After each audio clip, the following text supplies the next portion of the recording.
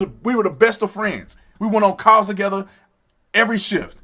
And one day he came and he got me. I couldn't get him on this one. He got me. He brought a watermelon.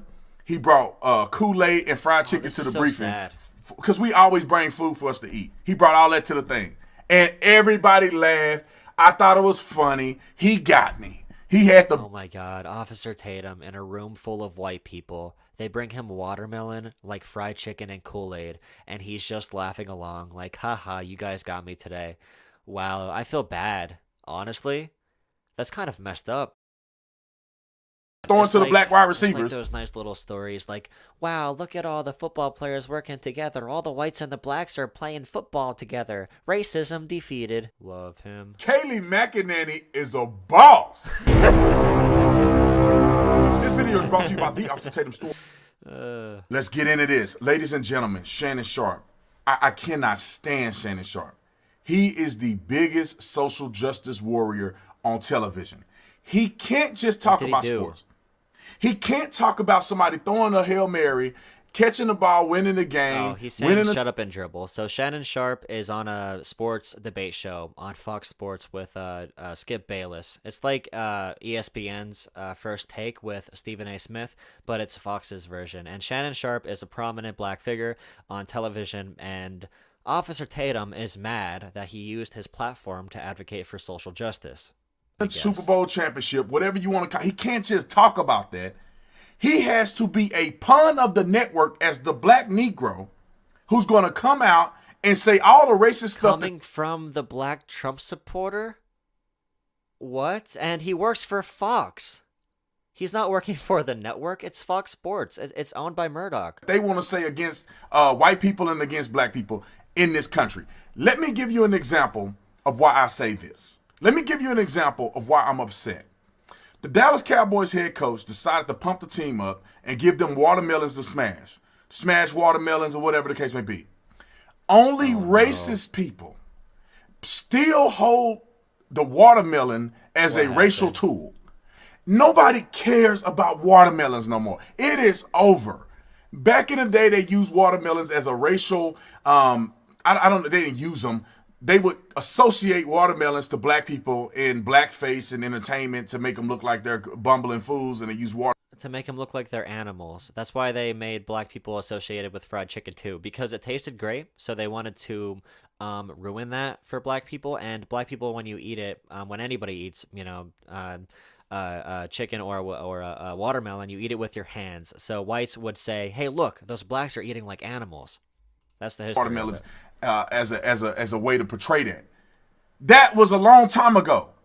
Nobody That was a long time ago. Racism was made illegal in the 60s. Haven't you heard? Cares about watermelons. I'm black. I don't care if somebody I love watermelons. And all my white friends love watermelons too. Nobody cares. Everybody does love watermelon, but when that's not how racist tropes work. If somebody looks at him eating a watermelon and they're like, hey, look at that black guy eating the watermelon, haha, it's still racist. These things don't just lose meaning because you decide yourself personally that it doesn't affect you. But people like Shannon Sharpe have to toe the line of racism. They have to toe the line of I'm going to be a victim no matter what. And I want you guys to hear what he said, because I almost lost my mind when my friend Sergio showed me this article. I almost lost my mind. I almost lost my mind in the kitchen. I get it. I said, I can't stand Shannon Sharpe. I can't stand this fake, phony, cowardice behavior. Can we see where it? Everything is racist against black people. And I'm going to say this. I'm going to play the clip right now. He has to be the most racist black person on television. Listen to how he talks about white people and white America. And we're all Americans, fool. But he talk about white America. There are no colors. Colors don't exist. I see no color. Racism doesn't exist. If the two people sitting on the screen or the other guy sitting on the screen with him don't live in the same country. Now let's get to this real quick. Oh, finally. Let's get to this. Finally. So I'm going to play it and let you hear what the fool said. 3 minutes in, we finally get some background on what the hell he's talking about. I don't think it's fun. And listen, dear white America. You are white America. Okay. Anytime you have black people in your presence. All black people. Not just some. All black people. You are all white people, and Shannon Sharpe is finna describe all black people. I want to hear what he's saying. Watermelon has a negative connotation. Yep. Let it go. Let it go. Things that were acceptable many, many years ago, even though it wasn't acceptable, it was tolerated, is unacceptable. It will not be tolerated. So you're telling me that it makes sense to be a black man who succeeds in America today, that everything that ever happened that had a negative undertone in America has to be projected in perpetuity. Did you know that if you're black and you're successful, therefore racism can't exist? Because if one black person is rich, that means all black people are not disadvantaged. If you have one person go from poor to rich that is black, therefore, like I said, all this racism bullshit simply isn't real, right? If you're a successful black man, you should shut up and dribble. Shut up and make your money. Because being black doesn't... And by the way, this point is so stupid when considering, like, we have anecdotes of, like, NBA players. We have the Balenciaga, which is a very expensive shoe company. The co-CEO was walking on the sidewalk, and he got profiled. A cop walked up to him and patted him down. No matter what, no matter how rich you get in this country, you're always going to be black. Like, if you're a rich black man, you're probably privileged over a poor white man. But you're still always going to have that disadvantagement that a rich white man would never have if you're a rich black man. That's the concept of intersectionality. You could be, privileged for being rich, but you can be underprivileged for being black, and you could be underprivileged for being gay, but you can be overprivileged for being, like, white. Just because people had a negative experience about watermelon, you saying you can't even talk about a watermelon today. We're over it. Fried chicken. I mean, you want to go down the list? Chitlins, turkey neck, all these rabbit, all these different things that black people used to have and used to eat. Even you talk about the hog maw, the pig's feet, all these different things. I wish I could respond more, but he's not letting Shannon Sharpe actually talk about what his point is. He's pausing it every 2 seconds for a reason so he can interrupt. He already primed and framed the subject in a way that's going to benefit his argument. Officer Tatum did before he let Shannon Sharpe speak. But I want to hear Shannon Sharpe. I want to hear what the hell the meat of the story is about. What did he actually say? Black people were shunned. And they were ridiculed for eating, and now this is a smart rhetoric strategy. Bananas. I mean, we go to bananas. Now you can't even do none of that today. For the rest of your black life, you can't eat watermelons from a white man, and you can't have a banana from a white man. If that's not perpetuating racial issues, I don't know what is. Find another tool, another mechanism to motivate your players, black players. If you need somebody, a white man, just imagine, and I'm not keep pausing it. Just imagine if a white man might be a little insensitive to have your football team that's majority black smash watermelons to get hyped up. It might be a little, insensitive to do something like that. Said this about black people. If the roles were reversed, white players, if you need a black man. Just imagine. Let him speak. I don't Why know they let him get away with this is beyond me. And smashing watermelons to get you motivated, you're in the wrong line of business. If you need a white man smashing watermelon to get you motivated, you're in the wrong line of business. Not funny. It's not cute. I don't get these young guys anymore. I really don't. Oh, because you are holding on to an old generation of racism. These new guys are beyond that. He's not holding to the racism never left. Like, if you just pretend it's not real, that doesn't mean it's not real. Locker room is more diverse than it probably ever have been.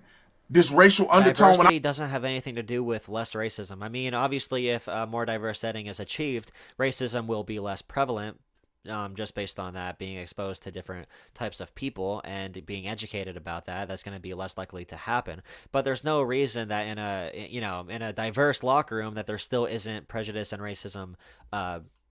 I was playing football in 2005 when I went to college, and I played college football through to 2010. If you have, I know tons of people. I know tons that have a lot of black friends. But they still say things that are really racist about black people. They don't know they're being racist, but these things are so ingrained in our culture and in our society that it just, it seems normal. We shouldn't just accept it because a new generation came along and it happened a while ago or whatever. We're literally still in a situation where black men are getting lynched in America with no explanation. Nobody cared about race. People associated themselves with each other if they had a connection. All the dudes from Texas hung around, dudes from Texas, dudes that came from a similar background hung He around. hasn't made a single point yet, and he won't let the actual, opposition give the full, argument. Around each other. Yeah, there was black people players mostly hanging around other black players because of the context of social structure, not the context of racism. But when we got on the football field, the white offensive linemen were blocking for the black running backs, and the white quarterback was throwing to the black wide receivers. Like those nice little stories like, wow, look at all the football players working together. All the whites and the blacks are playing football together. Racism defeated. And nobody gave a flying flip. Nobody cares. We were one team. Same thing in the military. But when you get off the field, if the white teammates laugh at the black teammates who are smashing watermelons, and smashing watermelons is associated to dehumanizing black people, that becomes a problem. It doesn't matter if you can play a sport with somebody. This stuff goes deeper than that. There's all these different factions, but at the end of the day, we're one team.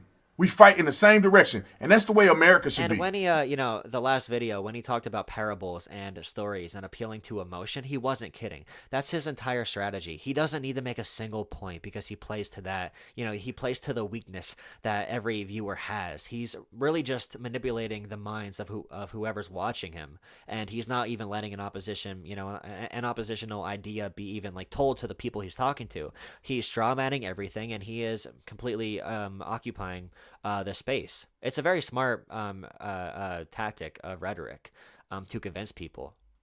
Yeah, the black people probably live together, white people probably live together, people with different cultural backgrounds. But at the end of the day, we're Americans. And these fools like Shannon Sharpe need to stop trying to divide us by still crying about racism. And that's the old thing, like, if you point out racism, you are the one keeping racism alive. That's gone. That's what he's saying. Because ain't no way in hell Mike Shanahan, Dan Reeves, Wade Phillips, or any of my coaches could have ever brought a watermelon. And what? And you think that's cool? And he bragged about it. Hey, we're going to keep this on the hush. He openly talking about it. He did. First of all, when I saw the watermelon, coach, what you doing with that? If you ain't going to a picnic, if you ain't going to a cookout or a barbecue. So it's good to take to a picnic, cookout, or barbecue. Man, you better not have no watermelons coming up in there talking about we smashing this. I don't know what Mike McCarthy was thinking. And I don't know what those black players in the locker room was thinking allow him to do that move. Agreed. And he got his little sidekick, his little baby mama on the side, agreeing to everything he says. But you know why? He has a right to feel iffy about the situation, to not be comfortable with it. Obviously, I wouldn't understand it because I'm not black, but I totally understand why Shannon Sharpe has an issue with it. If only 60 years ago, eating watermelon was associated with me being a second-class citizen, I would definitely have an issue with that now. And it's hard for me to even, encapsulate what that would feel like. If there's anyone in chat that's black or any, person of color, you probably understand a lot more than I could ever. But Shannon Sharpe has a total right to feel freaking bad about this shit. I think it's right. Mike McCarthy did that. And you know why the black players didn't care? Because they're over the Fabergé eggs of society, the black people of society that's so fragile. Shout out to my boy Jericho Green. Y'all better follow Jericho Green. People are over it.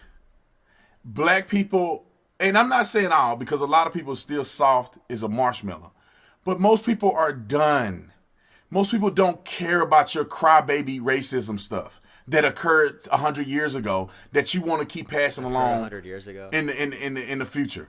But I would like to see somebody like, Shannon Sharpe talk about the N-word in the locker room. We don't want to talk about that though. We don't want to talk about the racial things that black players say against white players too. You don't want to talk about that in the locker room. It's cool. You cool with it. Fundamentally different to say it about white people. If white people were the ones that were slaves 150 years ago, and if white people, well, not 150, but like 70 years ago, not as a 70, 200, whatever the hell the number is. I can't do math. But Martin Luther King Jr. just got assassinated 50 years ago.